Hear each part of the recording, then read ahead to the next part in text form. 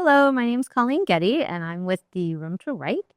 And today we're shooting another episode of the Journey of the Story series, where we follow the journey of an author from their idea to published product. And today we're here with Natakki Jones and talking about her Nia's Wash Day picture book. So welcome, Natakki. Hi. So we'll start off like we always do, just sort of getting an idea of everybody writes differently, everybody's process is different. So do you have a daily process for writing, or what's sort of your writing habits or story there? I usually come up with a conception or an idea, and then from there I think about what are the key events that I want to happen in the story.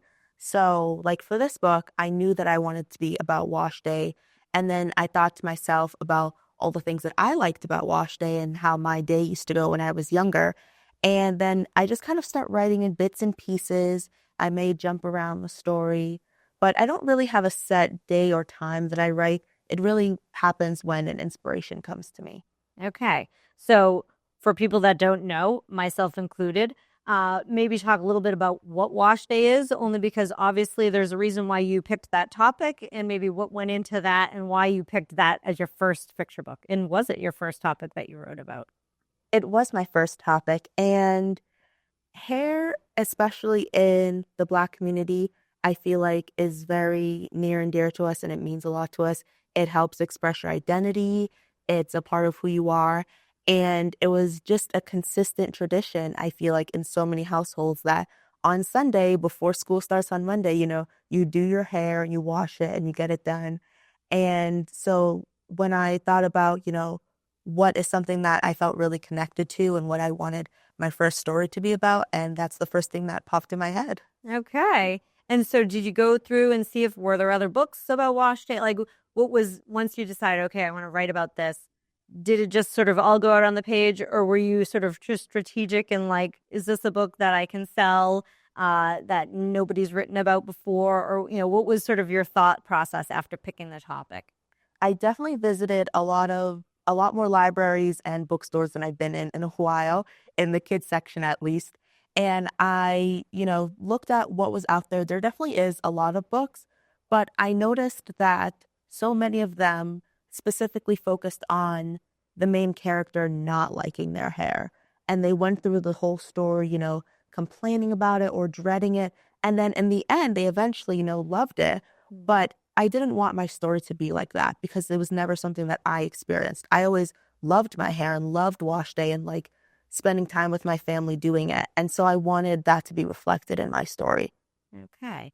And so I know sometimes they say, oh, you need to have sort of tension or whatever. Even in a picture book, there has to be sort of this, and so I'm wondering if that's why they start off not liking their hair. Was that a challenge for you to try to still bring the reader, like want the reader to bring through the book, or how did you overcome that? I'm an only child, but in the story, Nia has two other siblings, and I wanted to depict them all a little bit differently. So her older sister is much more independent and kind of does her hair throughout the day on her own. And her twin brother does have that kind of conflict where in the beginning he's kind of dreading it or it hurts when his mom is combing his hair. And then in the end, he does end up liking it. So I definitely see the need to have that because some children do dread it. But I also wanted to make sure that I made a point that like Nia really enjoyed it and eventually her brother also did. Nice. And so you said this is your first picture book, but Yes. what about writing in general? Is this the first time you've put together a story, or have you always been a writer, or are you just new to all of it? I've always been interested in literacy and reading books, but yes, this is the first one that I've like put, well, not pen to paper because I typed it, but the first time that I kind of sat down and really wrote for like a picture book. Okay. And how long did it take, basically, for the first draft, anyways? Definitely it took a long time just because I wasn't fully committed in the beginning. Like I came up with the idea, started writing, and then didn't touch it for a while and then came back. And when I finally became serious about it, it took about like a year of revisions and going back and forth with it. Okay. And so what's that process? So did you have already other books that you started? Is this it and you're just solely focused on this? And did you have a critique group or what was the editorial process for you? So I have a lot of different ideas. This is the first one that really is like completed and finished. I am working on something now, but this I really had. I don't have a critique group yet. I'm hoping to become a part of one, but this really was like a lot of just family and friends reading it. Okay. Reading it, I read it to my like cousins and things like that who are younger, see what they thought, and then I did get a professional editor to kind of comb through it in the end. Okay. And how did you find the editor? Just for people that are like, where do you find an editor? Oh yeah. So I just found them on a freelancing website, and that's where I also found my illustrator, Ah, who's wonderful, and everyone always is like, your images and your illustrations are amazing. I'm like, thanks, I just found her online. really? Yeah. And where did you find your illustrators? I know I've had some picture book authors who, even if they've had an illustrator, that illustrator is no longer available or, too busy or whatever. Do you have any resources for other picture book authors for finding illustrators? Yeah, so I heard about Behance and Fiverr, I think you pronounce it, but I didn't necessarily go with one of them for my illustrator. I went on upworks.com, and it's a freelancing website, and I found Okay. my illustrator there, my editor. When I was Cool. working on my website, I found someone to help me do that. So I found And that's everyone there. Upworks, Yes. upworks.com. Yep. Wow. I mean, because honestly, it's great to be able, a lot of times the biggest challenge is, okay, I have the story, but now how do you get it from your computer to a book form? And Yeah. that takes, obviously an editor, but also sometimes even just laying it out specifically. Did you find did somebody help you with the layout and everything My or? illustrator did all of it. Yeah, Really? she did the cover, she did the page layout, all of that. So this wasn't her first rodeo then. No. Okay. Well, then that is key. And is that part of why you picked her? Did it say she's an experienced picture book illustrator and she knew how to do that stuff? Yeah, so I saw like her resume, her past works. She sent, illustrations that she's done. She sent books that she's helped illustrate, and she really was, just like very competent, very skilled in what she did, and that's why. And I liked her illustrations, and that's why I went with Yeah. her. And so was this all over the computer or is she a local person? All over the computer. Okay. And how Yeah. was that process? It was a little difficult with the time zone difference. Where was she? Where was she? Hours away. Yeah, like in Europe, like Okay. hours away. So I would like make sure everything is set up and then go to bed. And then when I woke up, she would respond in like the middle of the night. But it was great because we were both really on top of the communication. So it never really hindered anything, I feel like. Okay. And her name is, I can't see Julia typing it. Listeca. Okay, might as well give her some Yes. props out there Oh, she's since fabulous. Yeah. okay. So you have this wonderful illustrator that you were able to find. You got the editor, and so now it's time to actually create a book. What is that? And I know that I'm going to throw out is it your own publishing? Yes, So it is. you're going to just take this because I'm very curious about what this whole process is now. Okay, yeah. So I chose the route of self-publishing. And with that, there's still a lot of things on the back end that you have to copyright and have information for and things like that. And so I came up with Life's a Dream Publishing to be kind of like we're the branch that I'm publishing this book and any future books under. And the name itself kind of came to me like years ago when I was like wanted to make a blog when I was in high school and I came up with that name. And it never went anywhere, of course, but then when I thought about what I wanted my publishing company to be, that's what popped in my head. Okay. And so how does one go about just creating a publishing company and what does that mean? What is this just this is a name and you're utilizing other resources or how to, walk us through that whole amazing process? So I still feel like I'm a little fuzzy on some of the details, to be honest, but I kind of just went through making sure that I had like the business kind of it was reputable and I filled out forms with like the city and making sure all that's underway. And then eventually, I'll probably get like an LLC and like an official company and things like Mm-hmm. that. But for now, I just did kind of like the bare bones to Okay. make sure everything went through. All right. So you got the name, and then what happens with the publishing part of it? What did you do? How did you physically create the book and get it printed? So once I got all of the images and layout and everything done, I just went, oh, let's see if I remember. I did, and I put the book through the proper channels like the Library of Congress. I had to get a number for that. That goes into the book that kind of registers the book as official, if you can look it Mhm. up and things like that. And then Got the ISBN. yeah, I got my Okay. ISBN, things like that. And then I went to Ingram Sparks, which is kind of like the largest printing publishing Mhm. like platform, I feel like it is. Right. And then I basically uploaded my book to that. I put in all the right information, and then my book is kind of officially, in the ether. Okay. Yeah, pretty much. So, I'm curious about Life's a Dream Publishing Okay. meets Ingram Sparks. Does Ingram have any like requirements that you have? Like, how could anybody say have their own publishing company and go through them, or does it have to say Ingram Spark? Like, why did you want to do the extra Life's a Dream part? Are you planning on doing more books, and you're kind of just thinking ahead? Yeah, I pretty much I eventually do want to make more books, and for now it's not set up in a way that like I can publish anybody else's stories. That would have to be like a full company kind of publishing business, but for now it's under just my name, and I'm able to publish more books under that. Okay. But you Mhm. just love the name, and so you want to. Yeah, pretty much. Okay. Yeah. And how was it working with Ingram Sparks?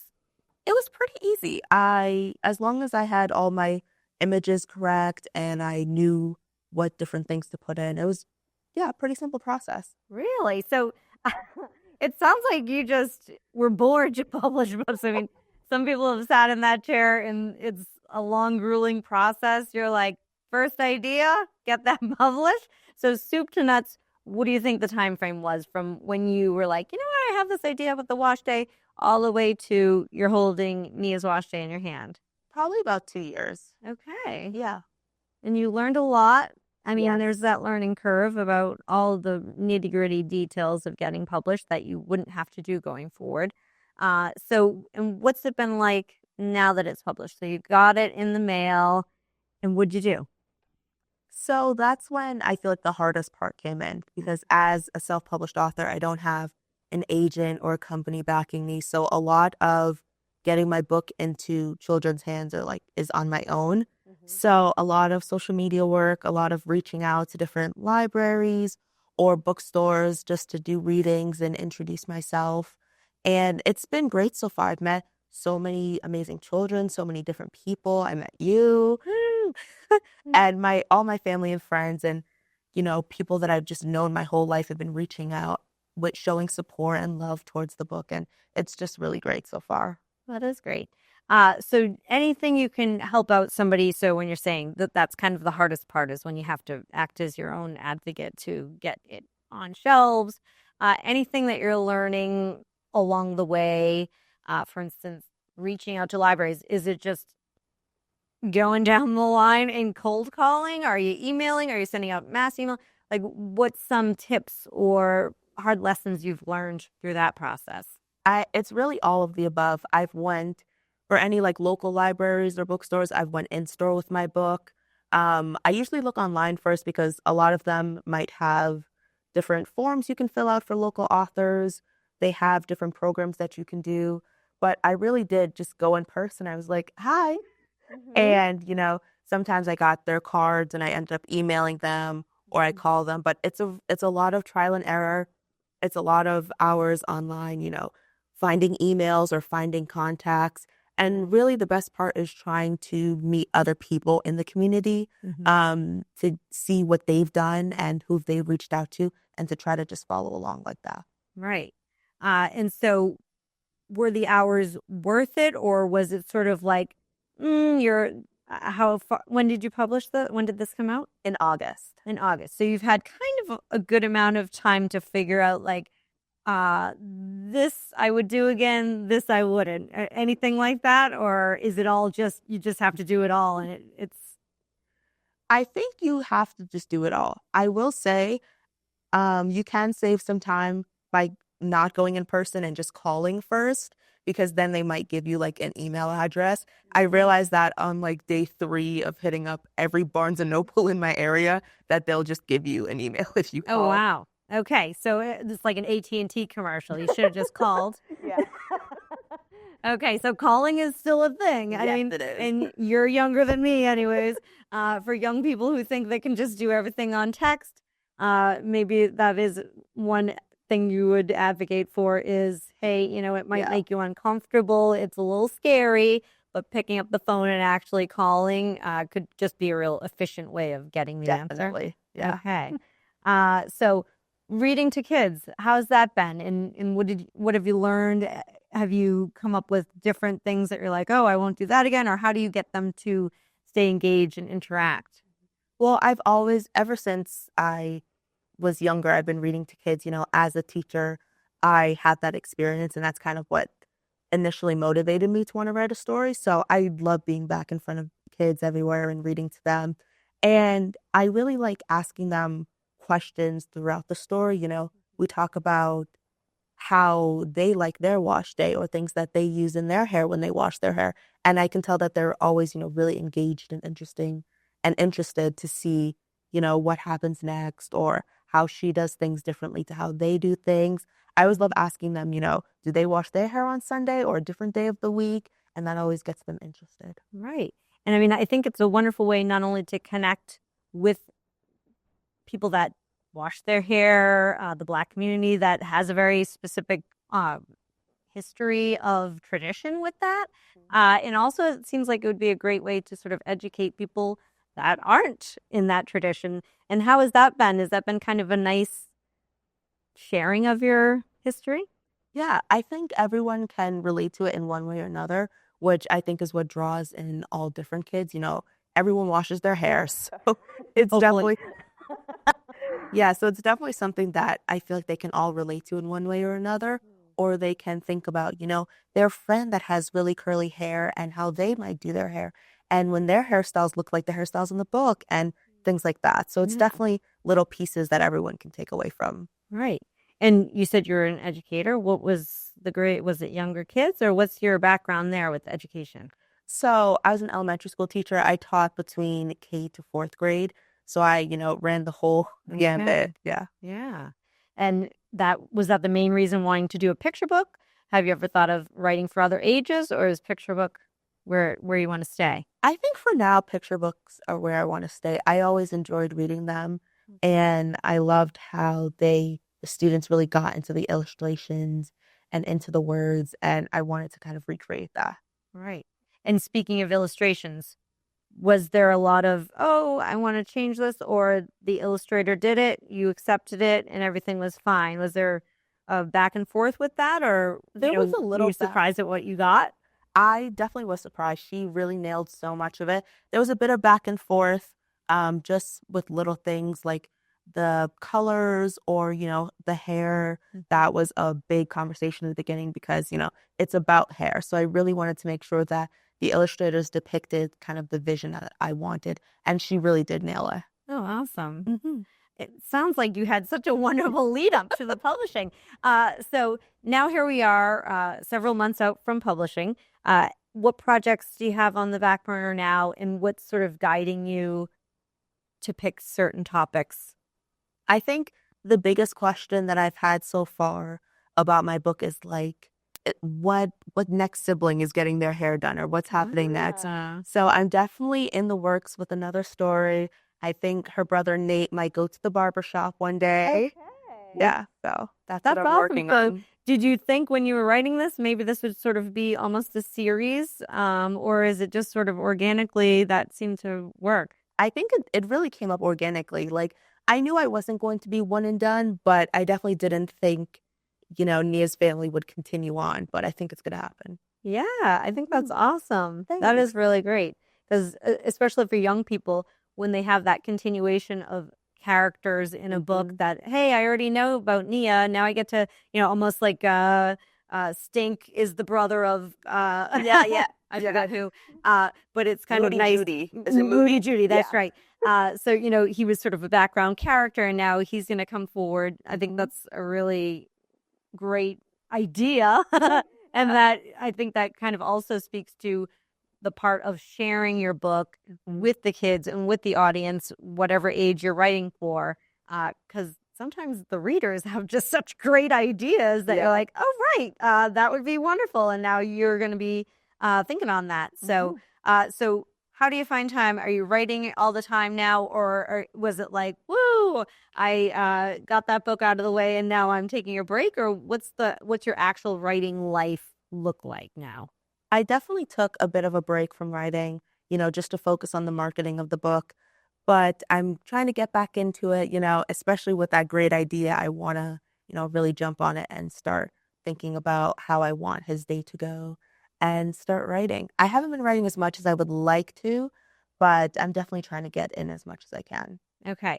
And that's something we talk about a lot is the struggle to actually not only find the time to write, but sometimes there's just, I don't know, you're just sort of stuck in the not feeling inspired. So is it a little bit of everything, or, is there anything you're going to try and goals or things to set for yourself that you're like, okay, I'm going to try to get this much done in a month, or by this time period, I want to have a draft?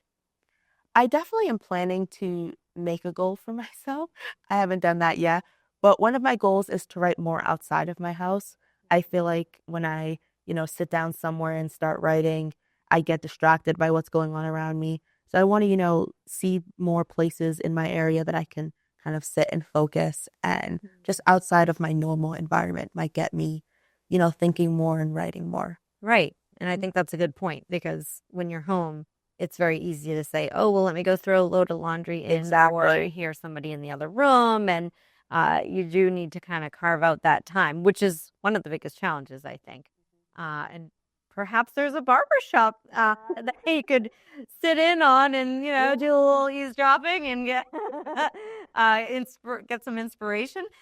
So for the next one, are you sticking with what you've done? Are you looking for agents? Are you changing anything up, or are you just like, what, I'm just going to start piling up the books and, see how that goes? Or what other periphery things are you thinking about?